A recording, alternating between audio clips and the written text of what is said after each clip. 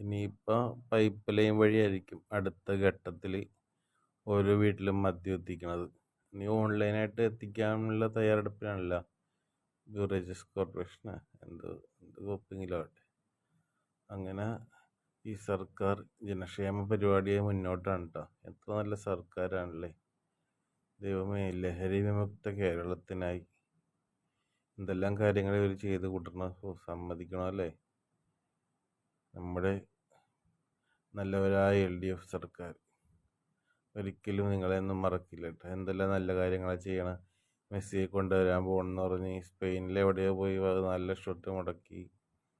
അതെന്തോ മൂഞ്ചിന്ന് പറയണ്ടേ. അത് വിട്ടേക്ക്, അതൊന്നും ചോദിക്കണ്ട. പിന്നെ നാടക വികസനമല്ലേ, പാലം പണിയാണ്, പൊളിയാണ്.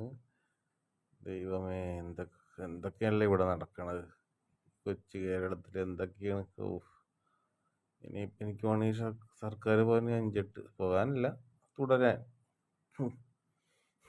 അതിനുള്ളിൽ തന്നെ പൈപ്പ് വഴി കക്കൂസിലൊക്കെ മദ്യം എത്തിക്കാനുള്ള എന്തോ പരിപാടി ഉദ്ദേശിക്കുന്നുണ്ട് എന്നാണ് എൻ്റെ തോന്നൽ.